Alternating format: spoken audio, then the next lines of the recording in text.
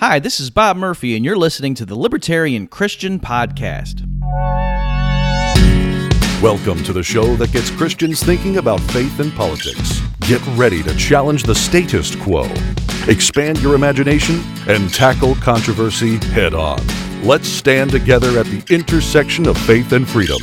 It's time for the Libertarian Christian Podcast. Welcome to another episode of the Libertarian Christian Podcast, a project of the Libertarian Christian Institute. I'm Doug Stewart, and today I am joined by Jared Byas.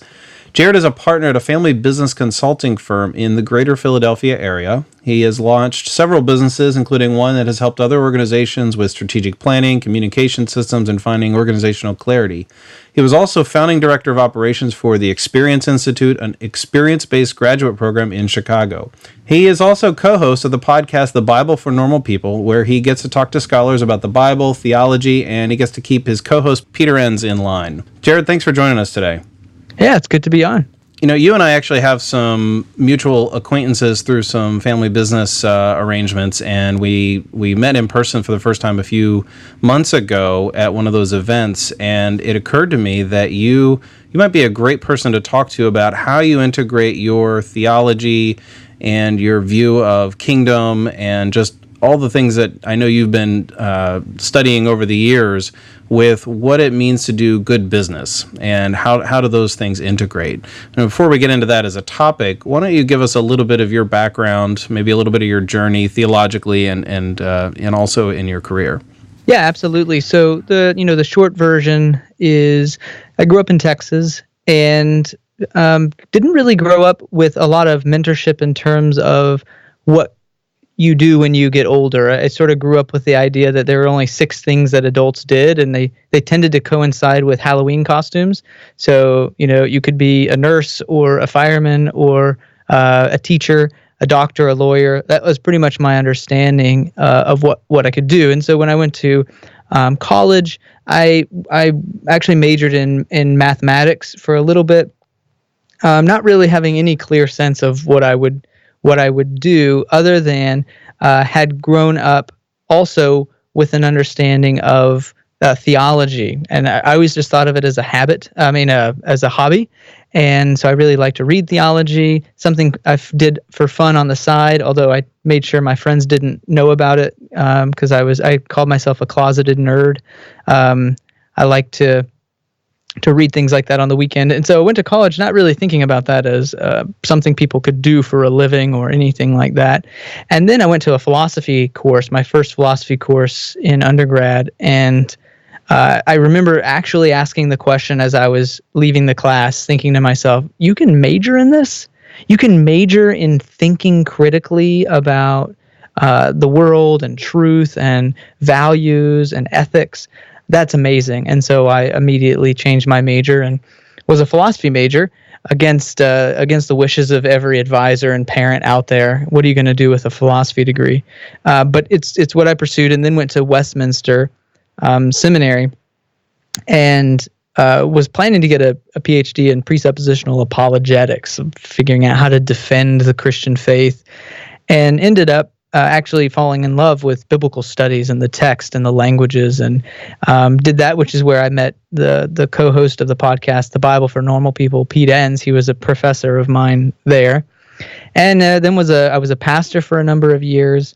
And as a pastor, and this is where it maybe gets into what you were mentioning earlier, where we tie it into work and theology. There were a lot of challenges at the congregation where I was a pastor. It was a large church, required just some good leadership and good organization, and it was lacking in those things. And I didn't really know that at the time. I had never been trained in what leadership was about or anything like that, but my eyes were sort of open to that, which led to wanting to experiment more and grow more in community organizing and developing organizations or nonprofits. And so we did that for a little bit, which turned into starting a few businesses. Found out I'm actually pretty good at it. I have a passion for it. I love it. And so did various things around education and communications. So my business has tended to be about helping people with communication, helping people with education. And and that led me to lots of fun, different avenues, and to my current position where I am now. Did you get any education outside of just, your experience in the business world, or is your academic training solely in the theological realm? All my formal education is in biblical studies or philosophy.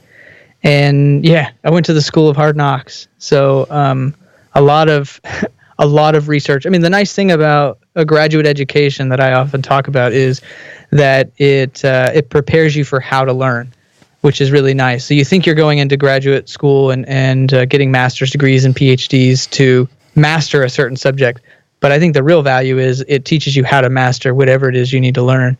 And so that served me well, I hope, through these other fields.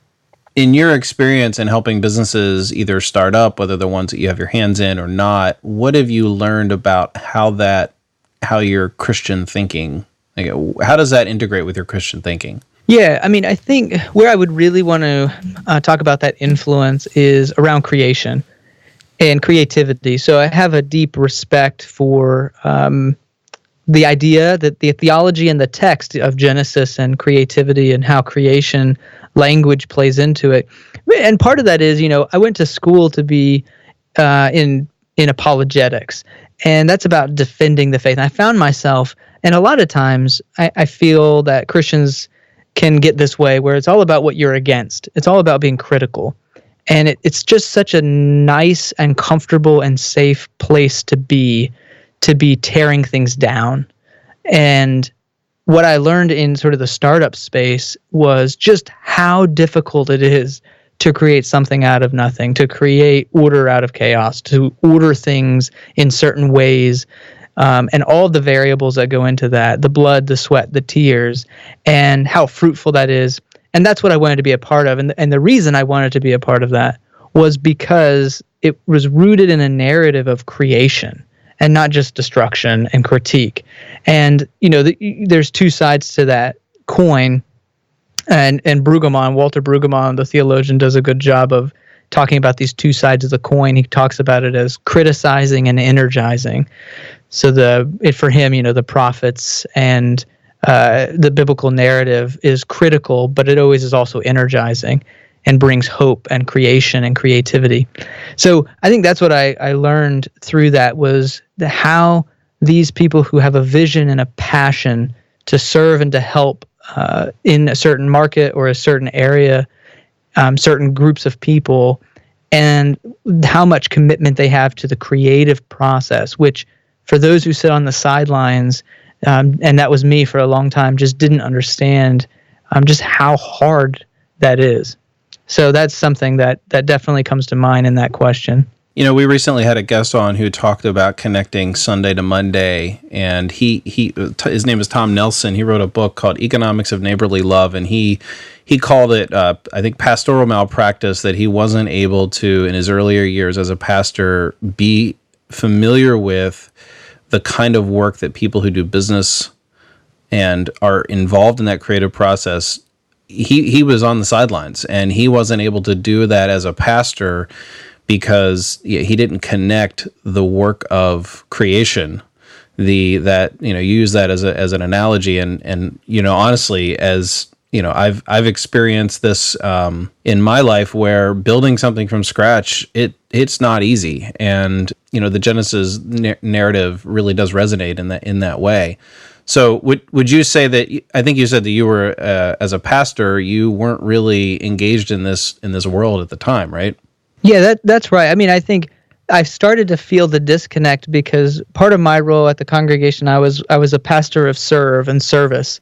And so I was in charge of a lot of our ministry opportunities. So I had one foot in our community and was able to rub shoulders with some really creative people who were problem solving things like homelessness, poverty, interracial tension in our community.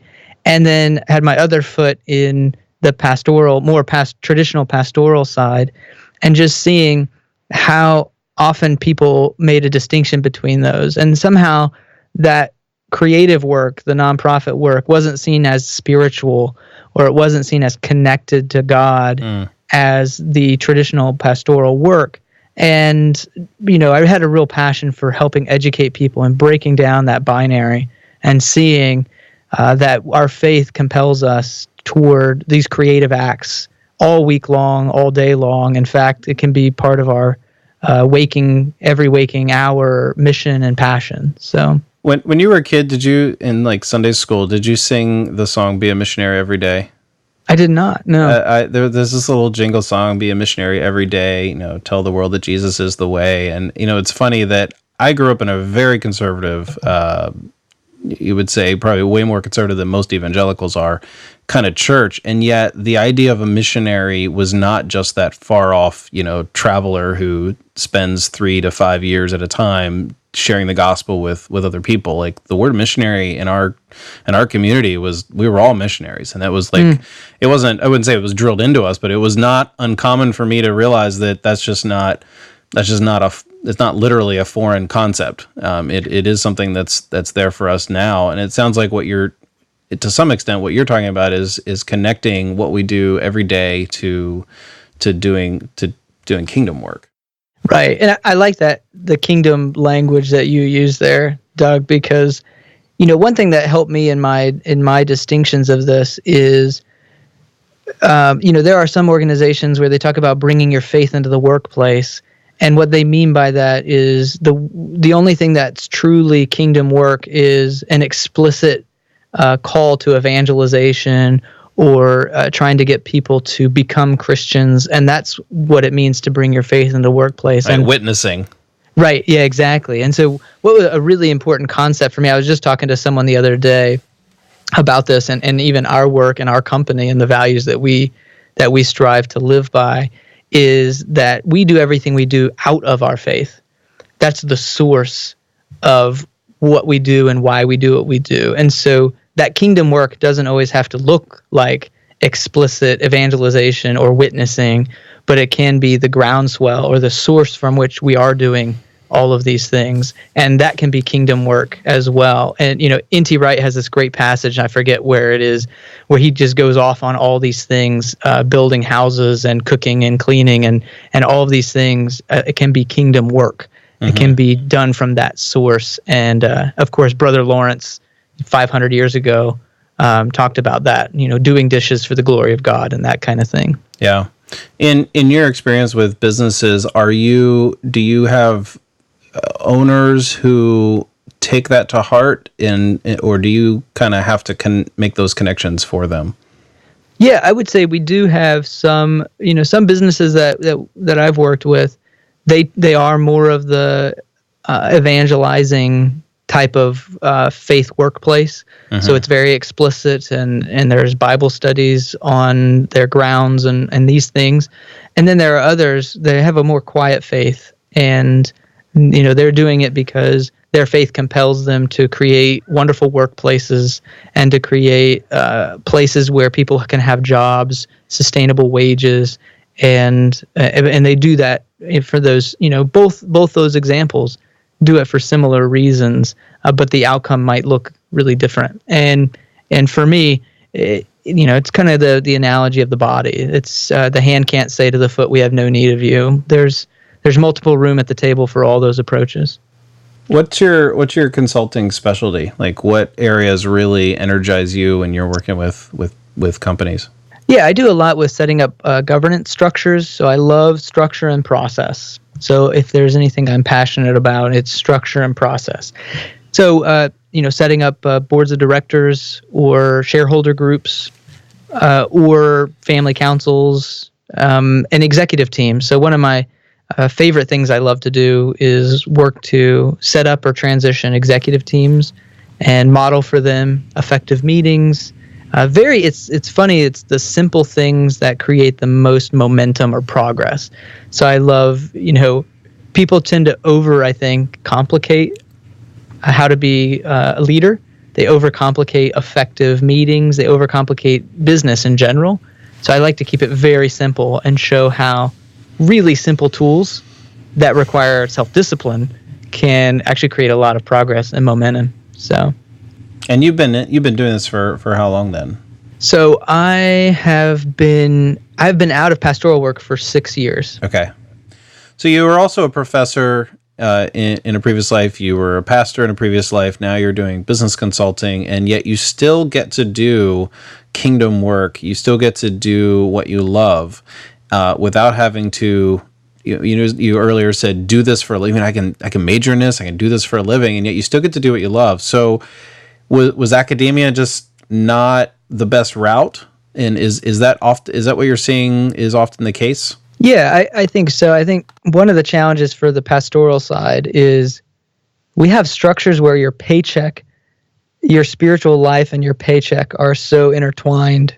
And that was it's just a hard place to be.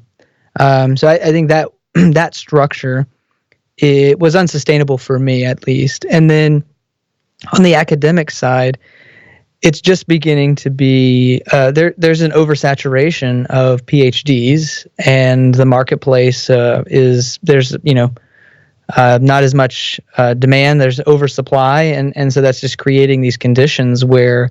And I think there's been articles run in the New York Times and the Washington Post and a lot of other publications, Chronicle of Higher Education. Of course, they publish stuff on this all the time. That the life of the academic it's more like basically, you got to see it as being a celebrity or a star athlete, that many who try and very few who succeed in those, because the tenured positions, the safety full-time positions are getting less and less numerous, and a lot of colleges are turning to adjunct work. And, I just read an article the other day of these adjunct professors who are basically homeless. So they have master's degrees or PhDs. They're teaching 3 or 4 courses a semester and getting paid, pennies on the dollar as to what a tenured professor would get. And it's just so difficult. I had several students when I was teaching philosophy come and say, "Hey, I love our class. I want to major in philosophy. I want to be a professor someday." And I talked every single one of them out of it.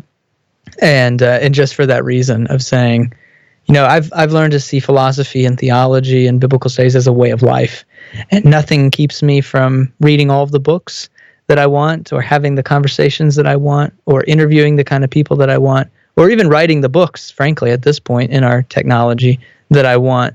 But to go down that road is just you got to count the cost. Is all. Where do you see that trend going? I mean, do you think it's going to be a lot more, you could say, PhD level people being more entrepreneurial? I think so. I think we've seen that in different ways. One of the things that was my inspiration, I don't remember the title of the book, but there was a guy who wrote a book about his life of management consulting, and he was a PhD in philosophy who didn't get a tenured position, and so found his way in the consulting world, and just talked about how the liberal arts education and his graduate work in philosophy really set him up well to do this entrepreneurial work, and then later as an advisor to be able to think critically, to be able to connect with people on a wide range of topics, to build relationships and connections. So it's not that the education is a waste, but perhaps the end result of thinking that you're going to get a nice, cushy, tenured teaching job at the end of it is becoming less and less of a reality. Do you get to speak your mind and be a little bit more open about where you, quote unquote, stand on issues, or, whatever people are talking about that's popular nowadays, when your paycheck doesn't depend on saying the right things in the right way? Oh, absolutely. Yeah, absolutely. That, and to be fair, I'm not sure if it would have. I'm not sure in my particular case. I know others, may get fired for having particular stances. It may not have been that stark for me, but there's certainly a pressure and an unknowing of what happens if. And I remember teaching even at where I taught was a Christian university, and I wrote a book with Pete called Genesis for Normal People. And I remember thinking, okay, this isn't going to toe the line of maybe a more conservative 20th century interpretation, conservative evangelical interpretation. And so I went to my dean and sat down with her and said, hey, so I'm writing this book, and I'd be happy not to put your name on the back if you think that it's going to, ruffle feathers. And she said, what kind of institution do you think this is? That's totally fine. It's not a big deal at all. But my paranoia, I guess, and skepticism of that, I think is pretty common. And yeah, I definitely appreciate being able to just have conversations and have it be a part of everyday life, rather than having to worry about whether my views are going to affect whether or not I can put food on the table for my kids.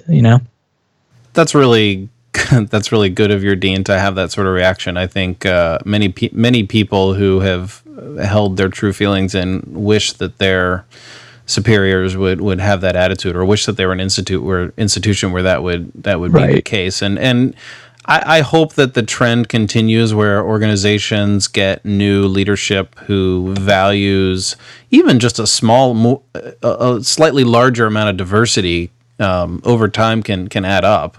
And I think it's valuable to say her exact words were, if you can find any evidence for your view within the history of orthodoxy of the church, you're probably fine.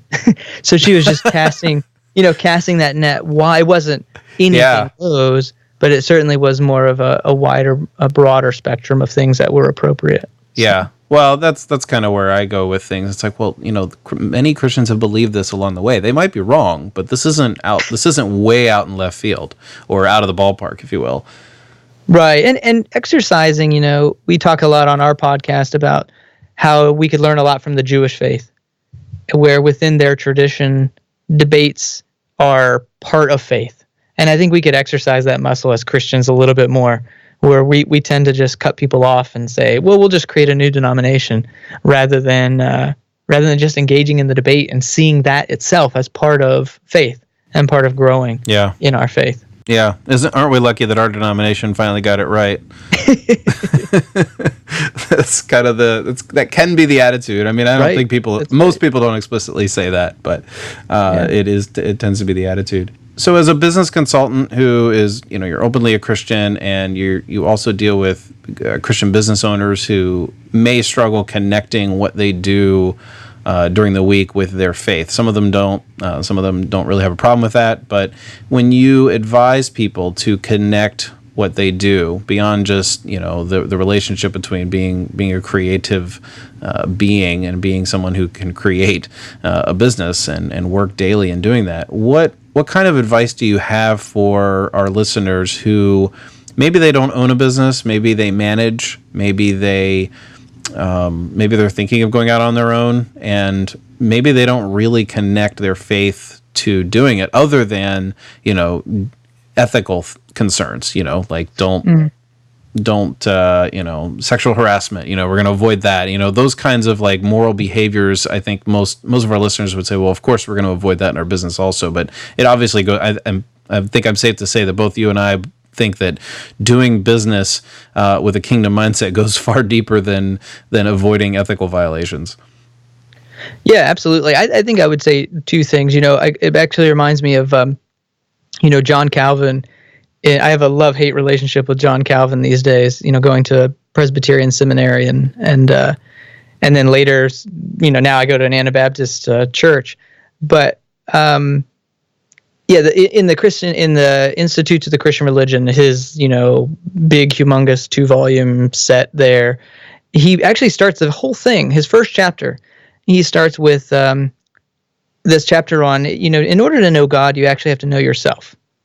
And in order to know yourself, you have to know God. It's this dialectic that you can't get away from. And I think one of the things that I often talk with business owners, I have a peer group, and I coach a lot of owners and presidents. And one thing is they think that their Christian faith precludes them from knowing themselves. This idea of sin, or this idea of pride or humility, these concepts keep them from actually giving a lot to introspection and self-awareness and what it is that makes them tick and what it is that they're passionate about. Somehow that's become a dirty word, or something that's inappropriate. And so I like to use Calvin there to say, hey, you really want to grow in your faith, grow in your self-understanding. And that connects to your business, because you spend a third of your life in this environment. and it affects you, and how does it affect you, and then bring your faith into that conversation, rather than making faith these nice, neat, tidy things that we bring into work as though they're packages, right? Sometimes I feel like we bring faith into work like we bring products. It's almost like, hey, did you purchase the new How to Bring Your Faith into Work DVD set? Rather than sort of breaking that down and saying, my faith is all of me. It's every part of me. And so the real question is not how to bring my faith. It's really to recognize it's already here. And how do I see it? How do I acknowledge it? And how do I foster it? And so I think that's the first thing, is knowing ourselves through that. And then, the second thing, which is tied to that, is I think once we start having that as an open conversation and dialogue about the faith that's already here, we start to see this Christianity or faith in general as much bigger than maybe some of the ways that it's been narrowed in a lot of our thinking, that faith is about three things: reading your Bible, praying, and evangelizing. And rather being able to see that there's a huge tradition of wonderful Christian thinkers who've tied faith in the Bible and Scripture and church to concepts like beauty, creativity, passion, love, community, neighborliness, treating others with respect and dignity. All of these things have a deep and rich theological background and history. And so we can bring our faith into how I'm going to treat this person that's sitting right in front of me, and not in any cliche ways, not in John 3:16 sort of trite throwing Bible passages out, but in a deep contextual way. What does it mean for the kingdom to be at work in this place, and how is my faith already at work? And how is God already moving in this other person? Paul talks about Christ in us, the hope of glory, that we don't bring Christ into the workplace because Christ is already there when we show up. And we do more archaeological work where we're doing the digging and finding out and pointing to where God is already at work. So, sorry, I got a little sermon-y there, but that's great. I wanted you to get that way a little bit, I guess.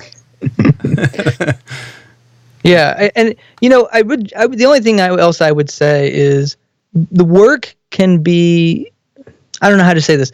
I spend a lot of time coaching people through, in very gentle and kind, but hopefully persuasive ways, that maybe their theology is tripping them up some. That maybe God has a different angle or a different perspective that could be taken on a particular thing. I'm thinking of someone I was just recently working with where they kept saying they want to do what they ought to do. Kept using this ought language, what I ought to do. And so we just talked a little bit about, what does grace mean? You're a very generous and gracious person. You show grace to a lot of your employees, but how does that work with this ought language?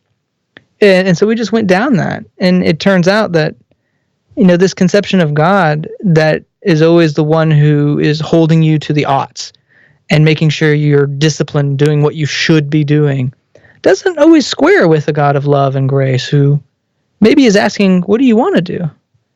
Maybe God's supporting us in some of the things that we want to do. And again, how do we walk through that emotionally when that feels kind of selfish, or it feels like there's a lot of guilt. God's not afraid of our freedom to find ourselves in His will. Yeah, well put. Yeah, that's well put. So, yeah, exactly. And so walking through and walking people to this notion of freedom, I think, and not guilt. There's a lot of guilt in businesses, Christian-owned and run businesses and family-owned firms. There's a lot of guilt going around, and I think that's a hindrance from the potential. Do you find that there's a lot of startups that are run by Christians that try to be explicitly Christian, or is that something you can even speak to? Yeah, it's something I wouldn't have a lot of experience with it. I would say I've seen a lot more startups with the perspective of faith as the groundswell or the source of what we do, without it being so explicit. And personally, in my journey, I appreciate that approach a lot. as it connects with a kingdom vision, in my understanding.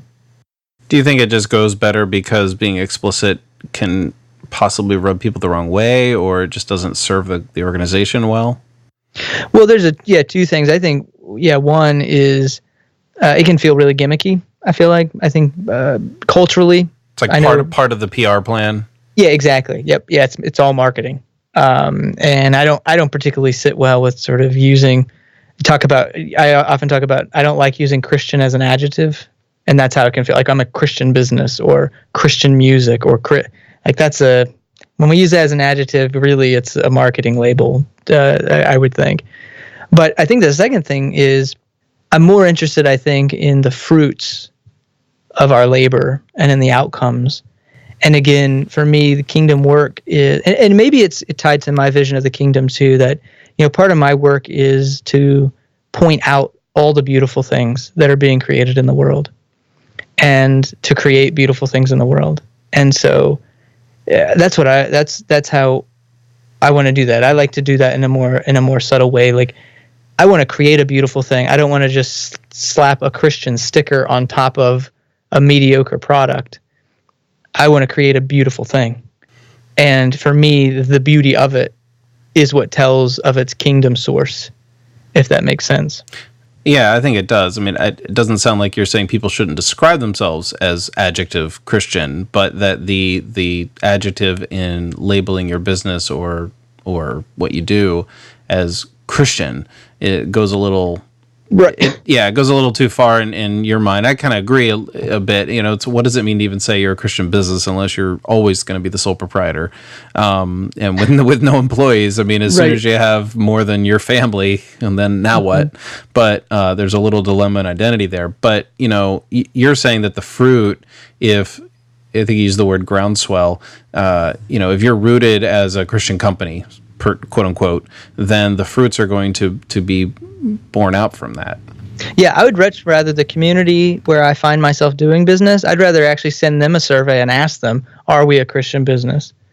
I feel like that's a much better indication of whether I am or not, rather than me just saying that I am, because we can base it on the fruit. Oh, I see. Like is. If you could survey them. Yeah, right. Yeah. I'd rather let them define it for me. They'd probably say, no one's ever told me about Jesus. Because that's what people associate with being a Christian business, is the witness aspect. Right. Yeah, I think that's right. Which I guess would end up being a compliment in the end, if you think about it. Yeah. Right. Yeah. So, I mean, I think it's an important conversation. One family that I think does this well, the Chick-fil-A family. We used them as an example not too long ago at one of our events around values. And how do you maintain Christian values within an organization? Because it's a structure, like what you said. As soon as you're no longer a sole proprietor, if you're not the sole employee and the sole board member and the sole owner and the sole person making all the decisions, in what sense are you? And I think there's this process that we really advocate that families can go through, which is this values process. And Chick-fil-A has done a good job of where they took the Christian values of the founder and they extrapolated what I would call values founded in faith. They're not explicitly Christian, but they're founded in the faith of the founder. And they make those part and parcel of how the organization runs. And they do that differently within the family. They have foundations and philanthropic activities that are governed by these values. And that's different than how the business is run. They're very integrated, but they're translated in a slightly different way. And I think they've done a really good job with that. Yeah, I mean, and they're also well known as, for better or for worse, depending on your political angle on things, they're well known as a company that stands by those convictions and those values as well. Right, good or bad. And in this conversation, I think it's important to name, in my training in philosophy, I'm not usually judging the content of these examples, more the process that they've gone through, and and seeing, hey, maybe they've been authentic and consistent in their approach and their message, and that's commendable. Yeah, you're a process guy, right? Right, exactly. Yeah, you like to think about that. Well, that really ties into the idea of being mindful of who you are, discovering yourself, as you mentioned earlier, and it's no wonder that you kind of lean toward helping people do that, helping business owners do that, and get away from the idea that might be too prideful or too much to outside the realm of Christian permissibility, is to know yourself well, because you like to. You are a process person, and you like to help people, think through that. And I think when someone's a process person and they see those things as very important, it isn't just simply about the goals. It's about almost like it's about who you are. And if you don't have that, if you don't have a core conviction, a core value, it doesn't even have to be a system. I wanted to use the word system there for a second, but then you're not going to be able to have the right kind of fruit if all you care about is, well, what kind of fruit do I have? You can be successful and you can have those kinds of fruits, I'm sure, but introspection and, always thinking about who are we as a company and our values, and who am I as a leader, is very, very important. Yeah, and I would say, just from our experience now working with, probably pretty intimately working with maybe 40 or 50 families over the last few years, is that the founder of a company tends not to be that introspective. Because like you said, we were talking earlier, they don't have to think about how this gets translated into a system. There isn't a real need to be self-aware about those core convictions. They just do it, and it comes out in their work. And anyone who rubs shoulders with them gets infected by it, by these values and this process. Distance matters in these things, where now you bring on a partner or you pass it along to your son, and now there's one step removed from that energy source, if you will, or the value source. Mm-hmm. And that's when an organization really, if they want to be consistent or to maintain that level of culture and values, they have to become self-aware. And that can just be a tricky thing, because the founders left wondering, well, why do you have to do all this? It seems like a waste of time. It seems really inefficient. Yeah. But they're just not in the same worldview. They're not in the same space or the same perspective as maybe the son or the sibling or the partner or the cousin, whatever the case may be. And that is just, it can be tricky to communicate why now we have to, here, Dad, you had all these wonderful values, but if we don't systematize it and put it in a process, then we have those values because we grew up as your kids, but our kids, we can't help but it's a dilution of values, and you can't help that. It's going to happen. The best thing you can do is mitigate it by putting those values into processes and into systems that will continually, we have to be confronted with on a daily, weekly, monthly basis. What do you do with families that have conflicting values? I mean, if there's, whether it's succession planning, where kids take over the business, and maybe one of them just has rejected their family's faith, or just they have basically we go back to the unequally yoked phrase in Paul. I was told growing up that really had to do with marriage, or it applied to marriage, and so it didn't occur to me until my adulthood that it applies to way more than that. But how do you advise people, maybe Christians who might be listening, dealing with a conflict of values? And I'm not talking about like, well, I believe we should give 10% out of our profits versus 20% or something like that, but just like a fundamental difference in value source. I think the first thing, what you said is important, is we have to ask the question, what is fundamental? Because like we talked about earlier with different denominations, it's very easy to chalk it up to a difference of values.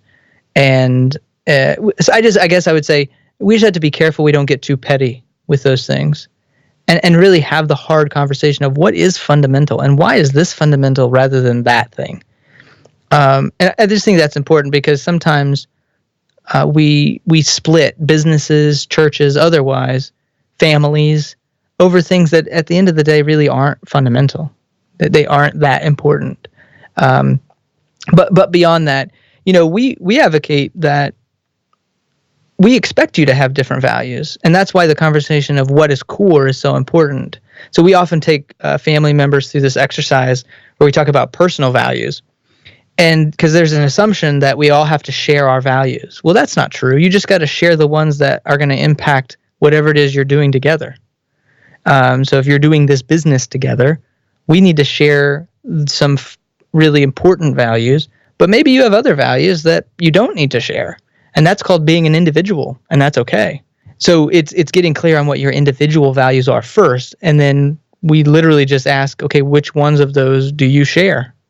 And language complicates that. I'll just name that. It's really important because we were meeting with a family not too long ago, and they put up different words. We used sticky notes, and they had each person has their own color. And it was funny that one person didn't share the color with anyone else. They were their own block off to the side. And they said, well, that's interesting. So this looks like we have no shared values. But the more we talked about it, the more the rest of the family was coming at these words from maybe I would say a more blue-collar perspective and definitely a more explicitly Christian perspective, where the other family member had actually worked for several years first in a corporate environment and so was using corporate language. And so once we were able to say, well, you say you value excellence, and you guys say you value we do our work as unto the Lord. Can you talk about how those are similar or different? And it turned out that it was the exact same. But the feeling was we're worlds apart. If you would have asked without that conversation, they would have said, well, we don't value excellence. That sounds prideful. And you would ask him, he said, well, we don't value that because that doesn't really resonate with me. But after talking about it, they realized they were just using different words because they come from different environments. So, yeah, that's a long way of saying, I think, we going through a process, surprise, surprise, to actually identify what your personal values are. And frankly, in our work, that's a real challenge. People aren't always really familiar with their personal values, going back to the know yourself in order to know God conversation we were having. And then you can ask, do we share, or what values do we share? And then you can ask, what are our core values in this venture? What are the things that we all say are non-negotiable that we must share moving forward in this particular venture? And if we can't come to terms with that, then that's perhaps the conversation of maybe we shouldn't be co-joined, to use your phrase, of unequally yoked. Maybe we shouldn't be co-joined in this venture. And that's okay because we've gone through a process where we understand why. So for many businesses, this would seem like hiring someone like one of the firms, like the firm that you work at, could be a costly endeavor that it just seems like, process, we got business to do. Yet it obviously seems really important because you're talking about things that, businesses could survive or die on whether or not they have all of their values straightened out, if they're owned by multiple people, or if the, whoever is running the ship doesn't really have a North Star, so to speak. So what is the nature of this kind of consulting business, and when do businesses need to reach out and get the kind of help that you're used to providing? Yeah, I mean, unfortunately, we often talk about, for us, we have businesses that come to us because they want to go to the gym, and businesses that come to us because they think we're the ER. And, unfortunately, in our experiences, businesses don't necessarily want to invest in being proactive and setting up good structures, good conversations, walking through the process early on. They wait until there's pain, and which is okay. Usually it's that entrepreneurial spirit of we can do it ourselves. And, we just often find the case that as businesses grow, you need support and you need help. One thing a caveat I would say is, I feel like sometimes consultants get a bad rap, and I think for good reason, that you spend and invest a lot of money and aren't sure exactly, you're just being told what to do. And so I would say anyone that a business is planning to bring on board or hire, be very clear about what the outcomes are that they're providing, and make sure they're going to walk with you along the way, with the caveat being that at the end of that, they're teaching you how to do it on your own. So you're not dependent on the firm, but you're learning along how to build that muscle, how to develop it in your own way so that you can transfer those practices within the company and then from generation to generation, if that's what you would want to do, or from partner to partner as the firm continues on. So, for us, I would even say for us, we even have advisors and consultants in our firm because we may have all of these principles, but to be able to do them on your own is just really hard. And I think every business needs help in doing these things, primarily help in taking your hand off the plow for a little bit and not just working in the business, but working on the business. And a lot of what we do is provide accountability for businesses and families to say, hey, this month, have you worked on your business? Have you worked on your family? Or are you just working in the business, getting the day-to-day done? Because there's events on the horizon. There's tragedies we can't predict. There are transition events. There are changes coming. And we just want to make sure that you're giving attention to those things rather than just having your hand to the plow. So we're often those eyes and ears and that accountability. Jared, thank you for being with us. This has been, I've found an enlightening conversation. You've talked about a few things in a way that you don't get to talk about on your normal podcast because you're not really talking about businesses. And I think that on a practical level, integration of theology and business is probably to some extent less complicated than it needs to be, and I think you've helped give us a little bit of feet to that, if you will, and how to think about business, how to think about what we do in our work, and to do it to the glory of God, as unto the Lord /excellence. Very good. Yeah, thank you so much, Doug, for having me on. I appreciate it. Thank you for joining us for another episode of the Libertarian Christian Podcast. If you'd like to reach out to us and ask a question or submit some feedback, you can reach us at podcast@libertarianchristians.com, as well as on Facebook, Twitter, and of course our website, libertarianchristians.com. Thanks again, and we'll talk to you next time.